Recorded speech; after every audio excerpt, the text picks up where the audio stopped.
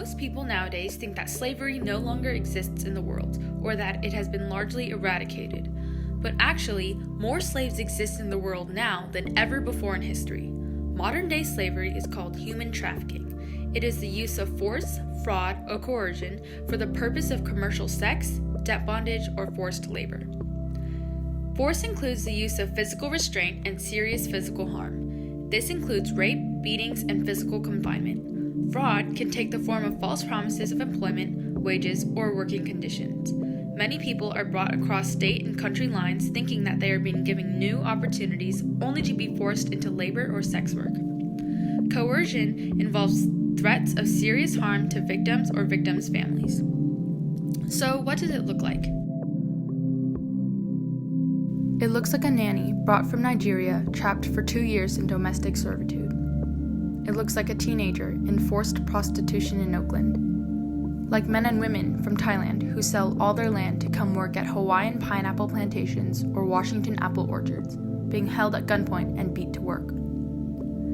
It looks like young girls in India being forced to break rocks and carry heavy loads. It looks like a young Nepalese boy being exposed to hazardous metals as he makes pots. It looks like men harvesting cotton in fields in Uzbekistan, one of the largest cotton exporters in the world that relies on the forced labor of thousands. It looks like young children being intoxicated and forced to do sexual acts for child pornography. It looks like young girls being raped 10 to 12 times a night as they are trapped in brothels.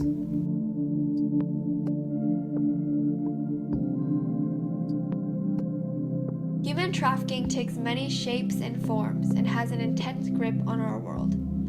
There is an estimated 40 million active victims of human trafficking today. That's 3 million more than the entire population of California. It is a $150 billion enterprise, expanding quicker than any other criminal industry. It's one of the most profitable businesses for organized crime, second only to drug and weapons trade.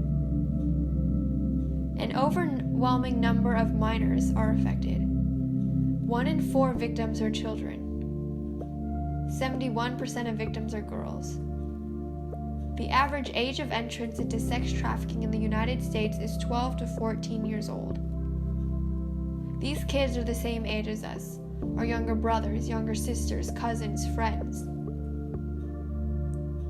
The child pornography industry has an annual revenue of $3 billion a year, making it one of the fastest growing online businesses. This is worldwide, but what about California?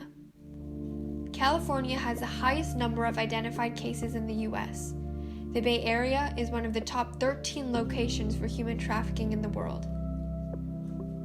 In 2018 alone, 1,656 cases of human trafficking were reported in our state. San Francisco is one of the top 10 cities.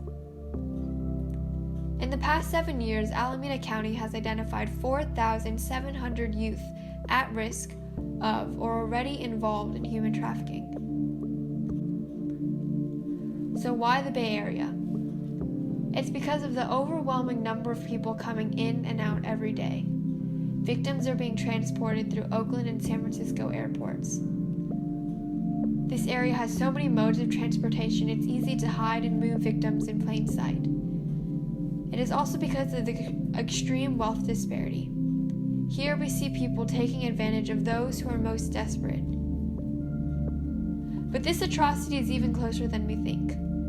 The very cell phones in our pockets contain a mineral called cobalt that is essential in giving phones their ability to recharge. Children in the Democratic Republic of Congo labor in harsh conditions to mine cobalt. The makeup on our faces could contain mica that was mined by children in India under toxic conditions. Even our shoes could have been made by a young boy or girl from Asia. This doesn't mean throwing away your cell phones, makeup, and shoes. It should compel us to consider the people behind the industries we are so enamored by. What is the cost? Is it worth it? Each victim, each statistic is someone's child, mother, father, sister, brother, someone who is hurting and lost. They are our peers. In another world, they could be us, and we could be them. So what are we going to do about it?